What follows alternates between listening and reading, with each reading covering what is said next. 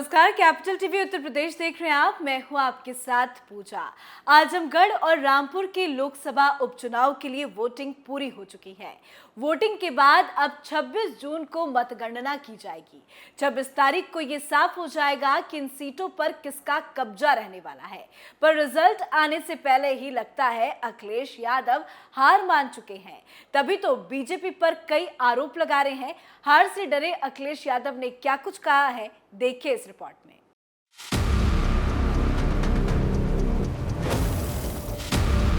सपा का गढ़ माने जाने वाले रामपुर और आजमगढ़ में 23 तारीख को लोकसभा सीट पर उपचुनाव के लिए वोटिंग पूरी हो चुकी है। ये दोनों ही सीट सपा के लिए काफी महत्वपूर्ण है।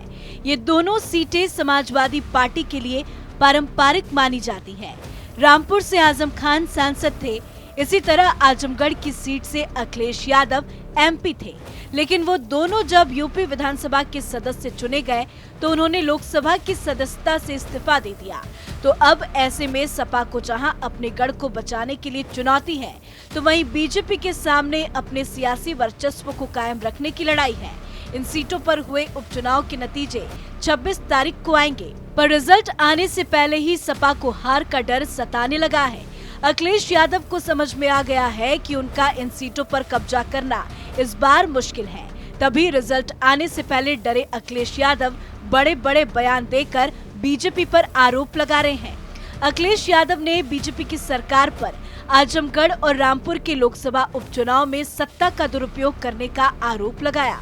अखिलेश यादव ने कहा कि भाजपा सरकार ने मतदान प्रभावित करने के लिए तमाम अवरोध खड़े किए, स्थानीय पुलिस से सपा कार्यकर्ताओं को प्रताड़ित कराया तथा भाजपा के पक्ष में मतदान कराने के लिए दबाव डाला। भारत निर्वाचन आयोग से की गई शिकायतों के बावजूद निर्वाचन मशीनरी कई मतदान केंद्रों पर मूक दर्शक बनी रही। इसके बावजूद मतदाताओं ने भाजपा को हराने का काम किया है। पुलिस प्रशासन द्वारा मतदान में बाधा डाली गई। मतदान केंद्रों पर कब्जा करके फर्जी वोटिंग की गई। कई बूथों पर ईवीएम में खराबी पाई गई। तो अखिलेश यादव के इन बयानों से तो यही लग रहा है कि अखिलेश को अभी से ही हार का डर सता रहा है और डर की वजह से ऐसे बयान दे रहे हैं। वहीं सिर्फ अखिलेश ही नहीं, आजम खान भी उपचुनाव को लेकर परेशान हो गए हैं। रामपुर में तो सपा विधायक अब्दुल्ला आजम ने यहां तक कह दिया कि ऐसे चुनाव से कोई फायदा नहीं है।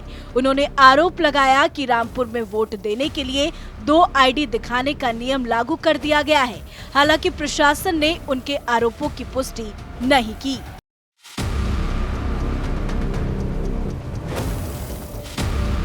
तो कुल मिलाकर आजम खान और अखिलेश यादव को ये लगने लगा है कि इस उपचुनाव के नतीजे उनके पक्ष में नहीं आएंगे।